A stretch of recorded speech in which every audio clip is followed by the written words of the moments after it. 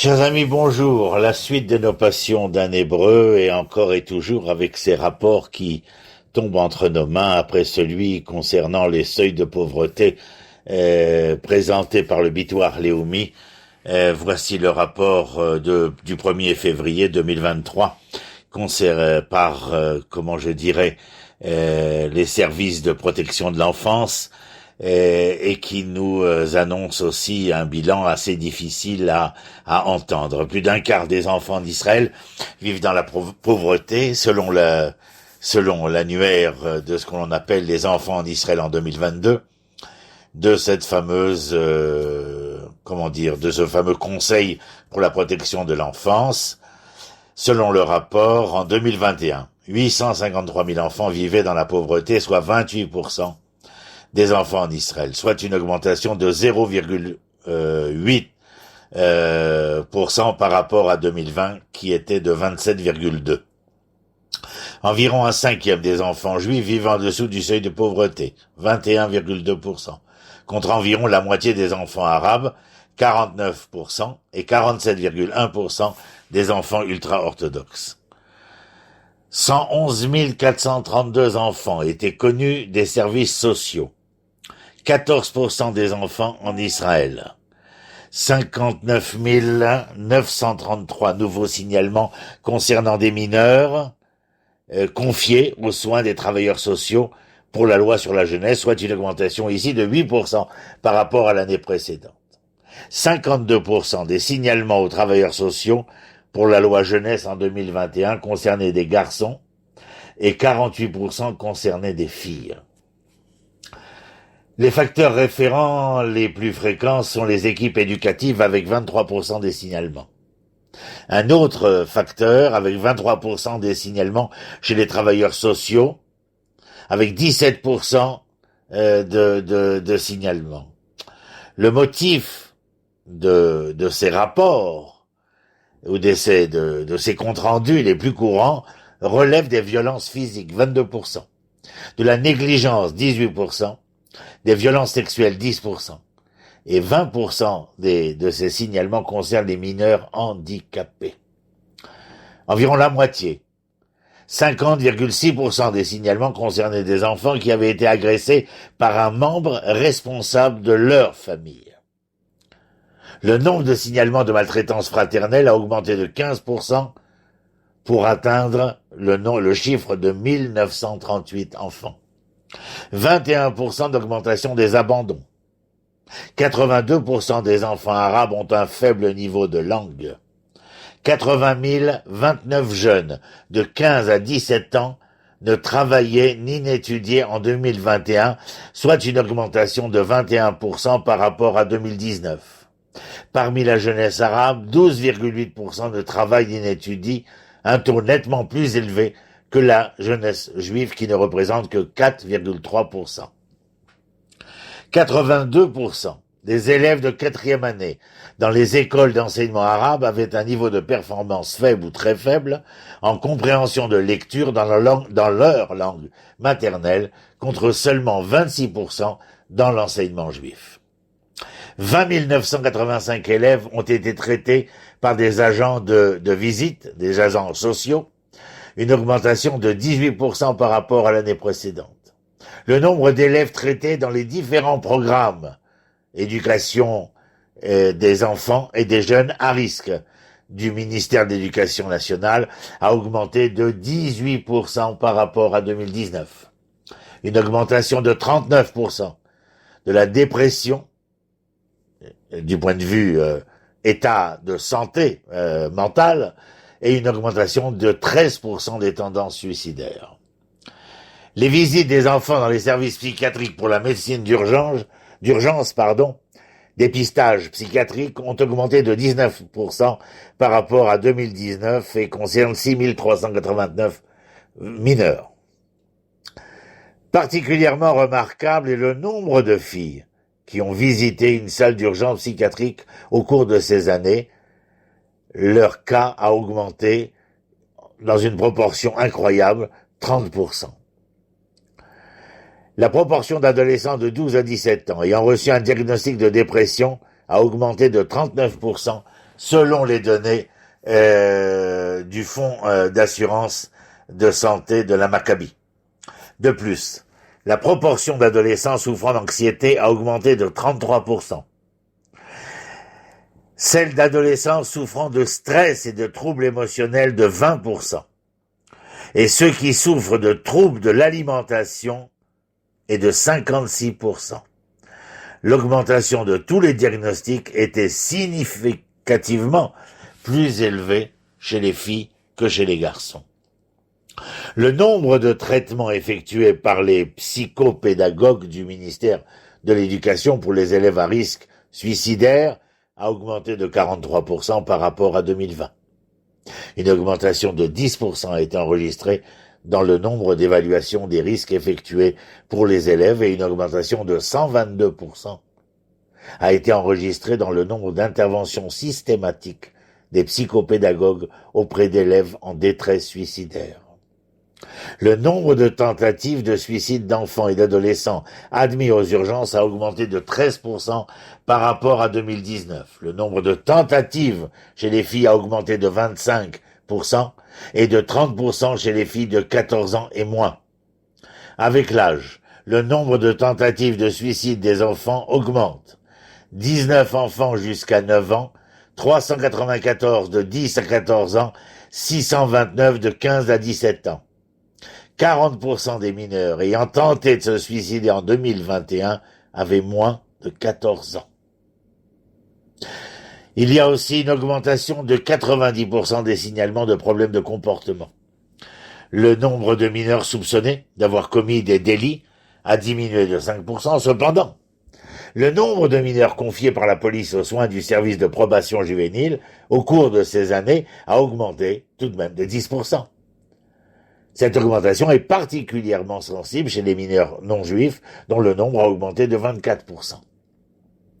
Le nombre de signalements aux travailleurs sociaux pour la loi sur la jeunesse concernant les problèmes de comportement des mineurs a augmenté de 90%.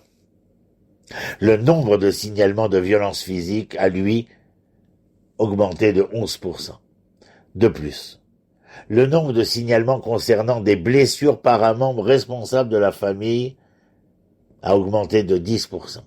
Et le nombre de signalements concernant des jeunes impliqués dans des crimes a augmenté de 28%. Environ 3300 enfants et adolescents supplémentaires ont été pris en charge en 2021 dans les centres régionaux de traitement des blessures sexuelles, soit une augmentation de 44% au cours des 3 dernières années. 2510 d'entre eux ont été traités pour des abus sexuels qu'ils ont subis et 714 ont été traités pour des comportements sexuels inappropriés ou offensants. Parmi ces derniers, 48% ont été traités pour avoir fait du mal à un frère, une sœur ou un autre membre de la famille. 59 614 dossiers pris en charge pénale et conditionnelle de mineurs ont été ouverts pour des infractions contre des mineurs à l'intérieur et à l'extérieur de la famille. 4027 dossiers ont été ouverts pour des délits dans la famille, environ 28% de tous les dossiers. Et 10 573 dossiers ont été ouverts pour des délits hors de la famille, ce qui représente 72% de l'ensemble des dossiers. Le nombre de ces derniers ouverts pour infractions sexuelles sur mineurs a lui augmenté de 10%. 79% des dossiers ouverts concernaient des délits sexuels sur mineurs et 24% des délits sexuels sur des individus majeurs. Le nombre de dossiers ouverts pour le délit de harcèlement sexuel sur mineurs a augmenté donc de 47%. 71% des enfants ayant fait l'objet d'une enquête par des enquêteurs, pour enfants bien sûr, en tant que victimes d'infractions sexuelles, auraient été agressés au sein de la famille. La proportion de dossiers ouverts pour un délit de harcèlement sexuel sur mineurs par rapport au nombre total de dossiers ouverts pour délits sexuels sur mineurs a été multiplié par 3,6 depuis 2008. Selon le Child Welfare Council, c'est-à-dire cette institution pour la paix et la sérénité de l'enfance, l'augmentation du nombre de délits de harcèlement sexuel à l'encontre des mineurs est liée à la criminalité en réseau. Le nombre d'enfants victimes de crimes sexuels et violents qui ont été traités dans des centres de protection a augmenté de 19%. 78% d'entre eux ont été traités pour abus sexuels et 20% des enfants pour abus physiques. 5469 enfants victimes de violences et d'agressions sexuelles et exposés à la violence ont été localisés dans les hôpitaux, les Coupotrolim et les Tipatralav. Le nombre d'enfants séjournant dans les refuges pour femmes victimes de violences a augmenté de 13%. Et il y a eu une augmentation de 79% du nombre d'enfants et de jeunes exposés à la violence chez leurs parents, qui sont traités dans le cadre des centres de prévention de la violence conjugale. Le nombre d'appels au Moked 118 concernant des cas présumés de violence contre des enfants et des jeunes a lui augmenté de 55%. 365 dossiers ont été ouverts pour des majeurs soupçonnés d'avoir commis des infractions sur des mineurs dans les établissements scolaires. Ici, nous avons une baisse de 23% par rapport à 2019. Cependant, le taux d'infractions sexuelles issues de ces affaires est passé de 15 à 22%, tandis que le taux d'infraction avec violence a diminué de entre 65 et 72%. Le nombre de dossiers ouverts contre des adultes pour avoir commis des infractions sexuelles sur des mineurs dans des établissements scolaires a lui augmenté de 37%. Le nombre d'affaires pénales ouvertes contre des adultes soupçonnés d'avoir commis des crimes de violence physique sur des mineurs a diminué de 18%. Le nombre de dossiers ouverts pour délits privés contre des enfants marqués comme liés à Internet a fait un bond incroyable en avant. Il s'agit d'une hausse de 144%. La plupart, 72%, délits de publication d'une photographie humiliante. Dans l'ensemble, il y a eu une augmentation de 48% des dossiers ouverts pour des infractions sexuelles contre des enfants étiquetés liés à Internet. La ligne téléphonique d'urgence 105 a vu bondir ces statistiques avec une augmentation de 54%. 14% des élèves de l'enseignement public ont déclaré avoir été victimes de cyberharcèlement en 2021, contre 11% des élèves en 2019. 54% des enquêtes concernaient des infractions sexuelles et 15% de la diffusion d'images ou de vidéos embarrassantes. Dans les affaires d'infractions sexuelles liées à Internet, on note une augmentation de 138% des dossiers ouverts pour publication d'obscénité et une augmentation de 51% des dossiers ouverts pour harcèlement sexuel. Parmi ces derniers, une part importante de l'augmentation concernait des infractions à la loi sur les vidéos, c'est-à-dire diffusion, publication de vidéos et d'images à caractère sexuel à l'encontre de mineurs. Parmi les incidents qui sont signalés à ce centre d'appel 105, 35% ont été signalés par le parent de l'enfant blessé, 33% signalés par l'enfant blessé lui-même, et 13% ont été signalés par un témoin de la blessure, et 7% signalés par des éducateurs. 35% des adolescents de 13 à 17 ans ont été victimes d'un piratage de leur smartphone ou de leur ordinateur personnel, ont été attaqués par des programmes malveillants ou ont été victimes de cas similaires.